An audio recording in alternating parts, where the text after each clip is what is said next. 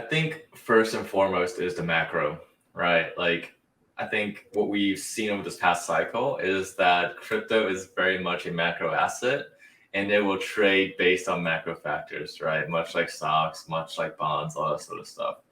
And so a rising tide lifts all boats. And so that's very much the case for, crypto as well. So the first thing that any investor or trader in the crypto space should be aware of is just a good understanding of where we are from the macro side of things, right? Understand what the central banks are doing, understand what's happening with inflation, understanding, things like the Fed policy rates, like all that sort of stuff. Like that's going to drive, like, call it, 75, 80% of what happens from a price perspective, right? Now, in terms of like actually finding, good projects to invest in, right? Like just making sure that they have like a really solid vision that you align with.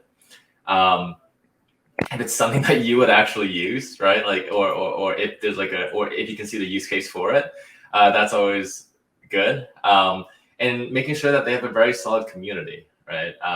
A lot of these like DAOs or protocols, for example, right? Like the community can be a bit toxic, I think. Especially just given there's a lot of, I would say almost like tribalistic tendencies to stay enclosed within that particular DAO protocol, right? Like I think the beauty of blockchain and the beauty of the crypto space is that like a lot of people that I've met, right, from like a development perspective, like they're very open, right? Everyone is learning this for the first time. And so I think that's kind of the environment that really would perpetuate growth. And a product and a community and a DAO, right? And so I think like these are some of the qualities that an investor and a trader just need to be aware of.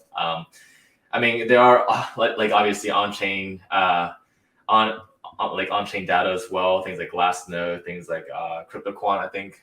So like all that stuff, like those are just tools in your arsenal, right? But the thing with relying too much on that is that, as more and more people discover these sort of trading signals, right, the less impact those trading signals have. And so you saw that with the last cycle, for example, everybody was looking at on-chain stuff, and then because of that, like on-chain just failed, right?